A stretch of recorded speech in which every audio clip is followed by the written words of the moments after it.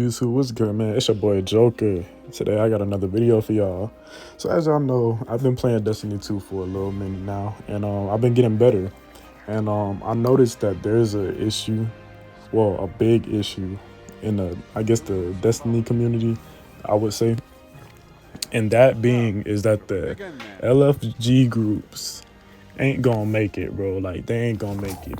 Some of them, nevertheless, you get into them, they're pretty good. A lot of people will stay throughout the whole game or whatever you're trying to do, missions, raids, etc.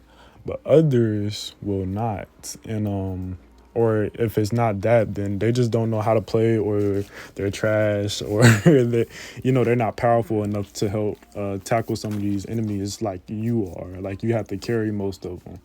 And today, the only purpose of the video is for me to give y'all a quick guide on how to increase your power level faster than if you was just to play on a daily basis expecting to get your light up.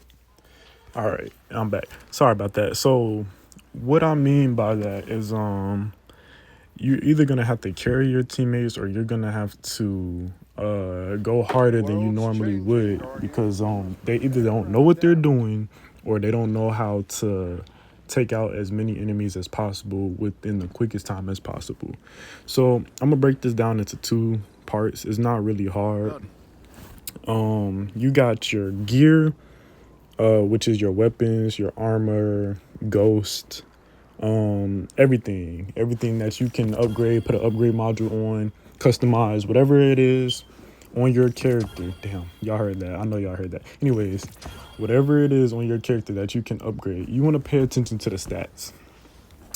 For example, you got resilience, you got intellect, you got y'all know the different stats of each category. Your recovery, your resilience, your strength, all of that takes a play. And when you get gear, you want to look at the overall. You don't want too much in one category yet. Eventually, when y'all get better, then you will be able to use certain categories for certain exotics and that part. But for now, just for the new players and people that just want to get good overall, you want a well-balanced piece of gear. That means that's covering all factors of your armor, such as your strength, such as your... Put it in the trash. Okay, so out of all the stats that you have for your armor, your guns, and everything, the main thing that you're going to want to focus on, and I can't remember what video I watched to learn this, is your intellect. So the intellect is going to increase your loot drops. It's going to increase gear that you get. It's going to increase the light on the gear that you get. Now, the only issue with this is you may not get a well-balanced piece of gear, but that's okay, because you can infuse it or dismantle it to increase it over time if you do get a good piece of gear that's well-balanced. And yeah, let's see what else I wanted to say. My bad, y'all, I got thrown off. Let's see. So Zerg, as y'all can see here, he comes around weekly. And then if y'all also have Dares of Eternity, y'all can actually slide over there, look at all the exotics. I believe it refreshes weekly. I'm pretty sure it does. But yeah, y'all want to check that out. That's also going to give you some high power gear. Obviously, you can only wear one exotic for your armor and your weapons. But what I was saying earlier about that is your exotics is going to come into play, because there's different kind of builds. You may not be really a melee type of guardian. So if you're not really using melees, then you want to increase other things, such as your grenades, such as your discipline and things like that. And you want to put on the exotic that matches either your arc, not your arc, it matches your subclass, which is arc, solar, and lightning. But if it's not that, then you want it to be able to match something that's gonna increase. It's not hard, y'all. Destiny is just pretty much it's a more advanced RPG, and really this is not really advanced. It's more simple than the other ones that's out, like Skyrim and the Elder Scrolls and things like that. But staying on topic, that's all you need to do.